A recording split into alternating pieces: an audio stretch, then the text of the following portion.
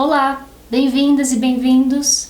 Eu sou a Ju Coelho, eu sou designer gráfica e colagista. Eu pesquiso videoarte e performance. Eu também gosto de observar modos de fazer e pensar de artistas e profissionais criativos. Hoje, o enfoque é colagem. Eu vou dividir com vocês alguns insights, inspirações e processos de criação. A ideia é que essa fala te inspire a experimentar mais em colagem e aprofundar sua relação com ela.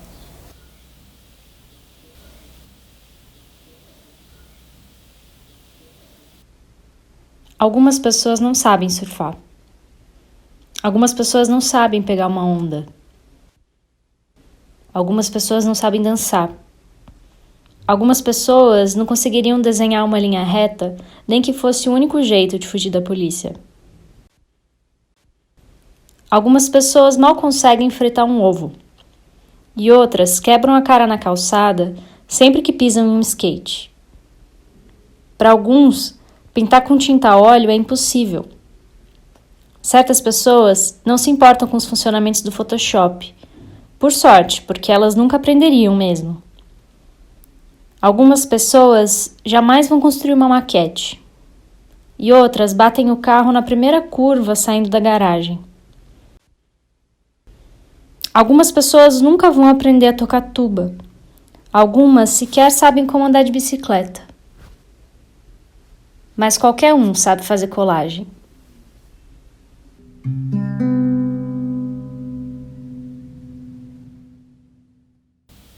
Eu sou cofundadora e curadora do Clube da Colagem de Curitiba.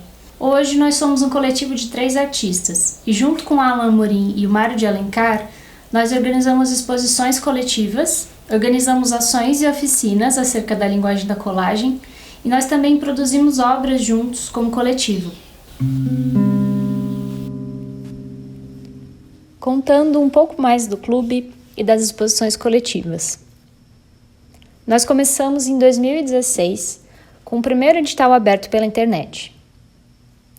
Nessa primeira exposição, reunimos 37 trabalhos de artistas de Curitiba, além dos trabalhos da equipe. No início do clube, nós éramos 5 artistas: Amorim, Catanzaro, Cíntia Ribas, Mário de Alencar e eu.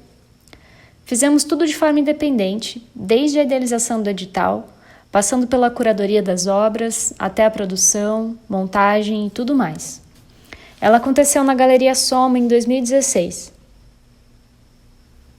No mesmo ano, essa primeira exposição foi convidada para ir para o Sesc Centro. E foi muito interessante, porque nesse novo contexto, com o apoio de produção do Sesc, foi possível criar uma nova experiência de expografia com aquela primeira seleção de obras que a gente já tinha em mãos.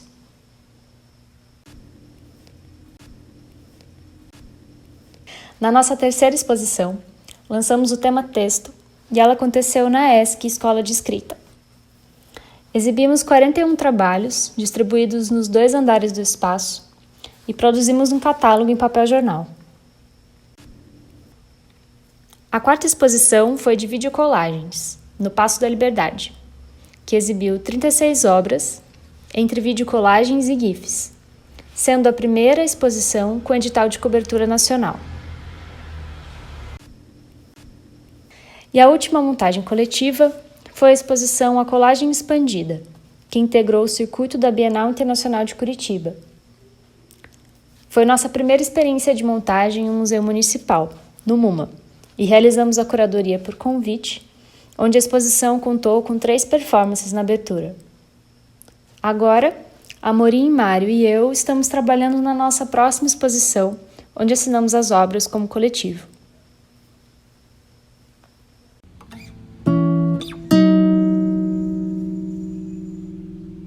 Essa experiência em curadoria e em colagem me fez ver o campo de uma maneira expandida. Conhecendo mais de perto o trabalho e os processos dos artistas, eu pude observar a colagem através de uma perspectiva da diversidade de narrativas, linguagens e estilos. A prática da colagem começa no modo de ver. A gente pode pensar recursos da colagem, como por exemplo, a sobreposição de pedaços desvinculados, a possibilidade de intervenção na imagem, como um rasgo, um corte ou um desenho, uma pintura sobre a imagem,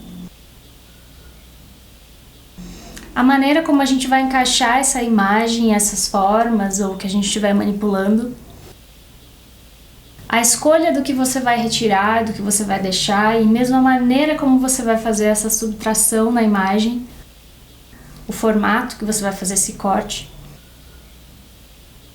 a perspicácia nesse desvio de significado que você vai fazer retirando de um contexto e recolocando em outro,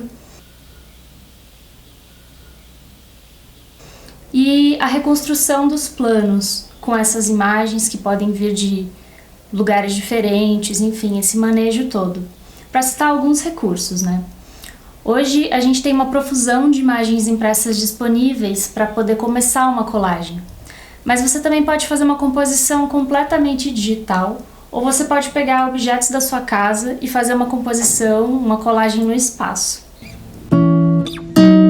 Essa fala vai ter 2 pedaços. Primeiro, eu vou dividir com vocês o trabalho de 3 artistas da colagem do Brasil que têm linguagens únicas e que me inspiram muito. E para finalizar, eu vou dividir um pouco do meu processo criativo na seleção de imagens para fazer as minhas composições.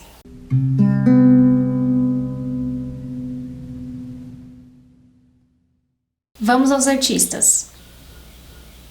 Abrindo com Manuela Eichner. Quando eu conheci o trabalho da Manu, na época pelo Instagram, eu me apaixonei logo de cara. Cor, corpo e plantas podem ser encontrados no vocabulário gráfico da Manu. Me chama muito a atenção a gestualidade presente nos trabalhos dela. A potência dinâmica das obras e a energia viva acompanha vários formatos de trabalho, seja numa colagem bidimensional, um mural, uma instalação ou uma performance. A presença das plantas no trabalho da Manu é constante e muitas vezes literal. São folhas coladas, costuradas e inteiras em seus vasos, integrando construções no espaço. A relação corpo-planta se dá por vezes de maneira sobreposta, ajuntada, embaralhada, viva. A relação corpo-planta ganha a dimensão do tempo em Monstra, coreografia colagem para pessoas e plantas, da Manu e da Elizabeth Finger. Aqui, ela traz a noção de recorte também para a construção dos módulos coreográficos. Monstra é uma sequência de células coreográficas independentes, blocos de ações que se colam e se separam uns dos outros com certa brutalidade, como se fossem cortados com uma tesoura. É muito forte no trabalho da Manuela o uso de imagens do corpo feminino de forma crítica. Nas colagens, a Manu desloca esses corpos dos seus contextos originais de revistas impressas de moda e revistas eróticas, recombinando novos discursos de grito e de gozo. Outro trabalho que leva a colagem para o espaço são as instalações compostas com plantas, impressos em grande escala e shapes de cor.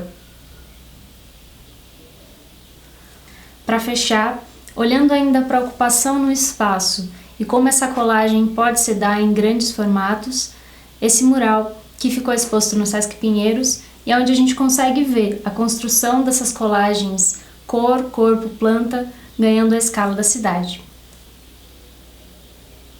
O próximo artista é o Nino Kais.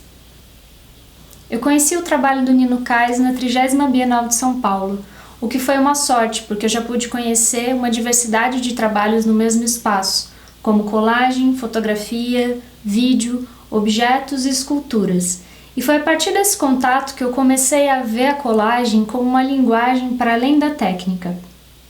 Me interesso especialmente pelas construções em fotografia do Nino Kais, por estabelecer uma relação de desvio entre o corpo, que é o próprio corpo do artista, e objetos do cotidiano e da casa. Ele chama de corpo-imã, que ora repele e ora atrai esses objetos.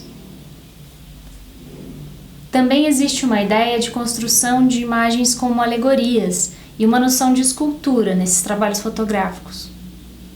Ele torna o corpo como uma massa, uma estrutura. Como o objetivo é trazer o olhar para o todo da imagem e não para uma leitura identitária, ele camufla esse rosto. Esse recurso também acontece nas colagens bidimensionais, onde ele sobrepõe objetos decorativos, às vezes tecidos, fitas. As colagens de papel vêm de garimpos em revistas antigas, onde ele ressuscita essas imagens, acordando-as e criando uma nova possibilidade de leitura delas. Para fechar, eu vou citar o aspecto tensional dos trabalhos do Nino Kais, que tem muito a ver com a maneira como ele cropa a imagem. Com poucos elementos e de forma muito sucinta, ele cria um equilíbrio em suspensão através da tensão estrutural entre os elementos, criando uma sensação de momento congelado, suspenso no tempo.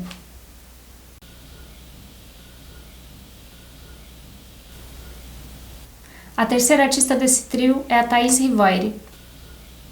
Conheci o trabalho da Thaís pelo Mário de Alencar, em uma das trocas com o CCC. E o primeiro ponto que eu queria destacar do trabalho da Thaís é o garimpo. São colagens analógicas e as composições são muito ricas visualmente, cheias de narrativas paralelas e situações surreais.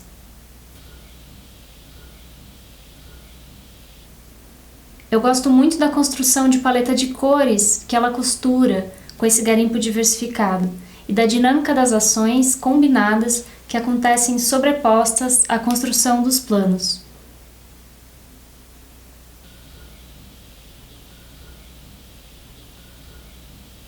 Eu também gosto muito da composição do fundo, de como acontecem as transições e os encaixes de uma imagem para outra.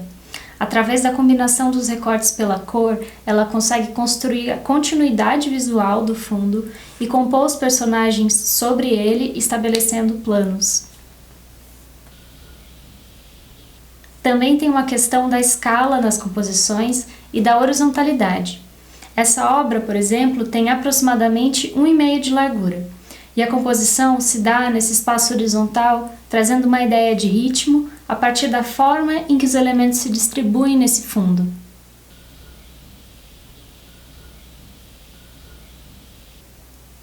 Para fechar, trabalhando a escala dos personagens, ela consegue trazer a sensação de profundidade para dentro da cena, lembrando que tudo isso é feito de forma analógica.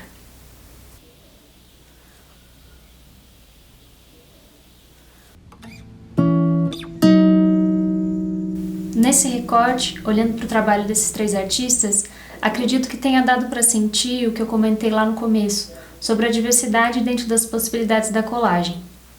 Agora eu vou partir para a segunda parte desse vídeo, onde eu falo um pouco do meu processo de seleção de imagens.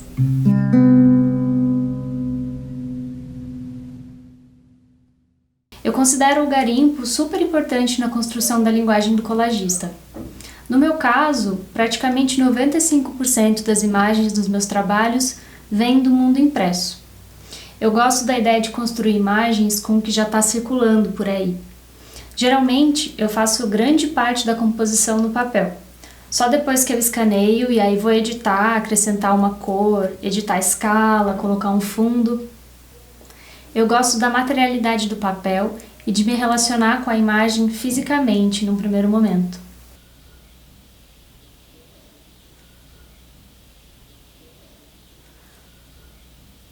Mas se você está começando a fazer colagem, a minha dica é que você comece por qualquer lugar, pela imagem que você mais se interessar. É com a prática que vai ficando mais claro quais as características do material que faz mais sentido para você. E é nesse processo, na insistência e na continuidade, que a linguagem é construída.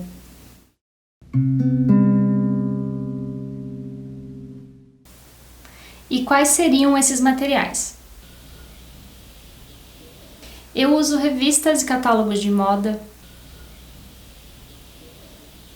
uso revistas de viagem, fotolivros, selos, postais, revistas de arte, catálogos de exposição, fotos antigas, papéis antigos,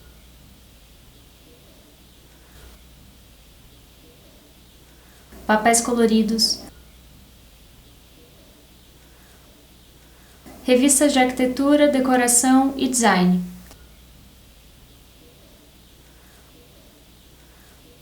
Eu sou um pouco acumuladora, então se eu encontro algum material interessante, eu guardo mesmo sem saber ao certo se eu vou usar. E aí vai depender do trabalho o que vai ser usado ou não. Para cada contexto, eu uso certo critério de combinação desses materiais dentro da minha linguagem. No ambiente digital, eu faço montagens a partir de autorretratos. E agora com a pandemia, eu acabei ficando afastada de algumas revistas físicas, então eu estou voltando a garimpar imagens em domínio público.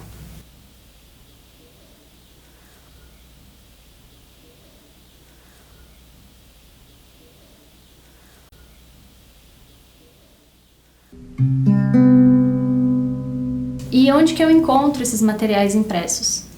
Olha, uma vez que você começa a fazer colagem, misteriosamente as pessoas começam a te dar a revista. Então eu acabo ganhando muito material. Mas tem uma coisa que eu adoro, é ir em sebo e ficar procurando materiais.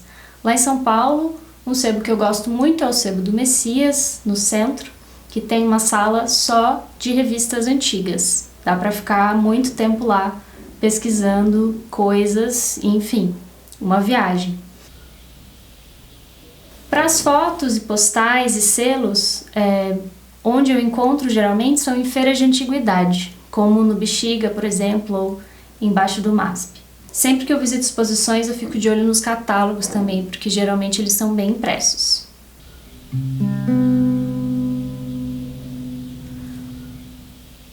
Quais seriam os critérios na seleção desse material? No meu caso, o meu critério de seleção é por temática e pela qualidade do papel, pela qualidade da impressão daquele material. Como eu gosto muito de moda, dança e performance, eu recorto muito corpos, eu tenho esse filtro para revistas e catálogos de moda. Geralmente os catálogos têm uma qualidade melhor de material. Mas eu também estou procurando outras fontes de imagem com corpos menos padronizados. E nisso, os fotolivros têm sido uma grande fonte, assim como as fotos antigas garimpadas nas feiras, que trazem imagens de pessoas no dia a dia, né? São fotos das pessoas de fato, fotos doadas. Eu gosto das revistas de viagem pelas paisagens, pelas texturas, pedras, bichos, tecidos, acessórios, esse tipo de coisa que já não vai ter numa revista de moda e comportamento. Eu também gosto muito das revistas Cruzeiro e Manchete antigas, porque o papel e as cores impressas são incríveis, são incomparáveis. Quem tem um trabalho muito lindo com revistas antigas e usa muito bem as características de cor e textura delas é o Amorim, do CCC. Vale a pena dar uma olhada no trabalho dele também. A linguagem de cada um é construída com pesquisa e escolhas. Por isso eu acredito que é super enriquecedor conhecer o processo de outros artistas, adaptar esses processos, acrescentar etapas, eliminar e experimentar muito. Eu acredito que o aprofundamento da linguagem acompanha também um processo de autoconhecimento. Hoje, no mundo de excesso de imagens em que vivemos, a colagem também pode ser um exercício de desconstrução e reconstrução da realidade ao alcance das mãos. Obrigada por dividir o seu tempo comigo e até a próxima!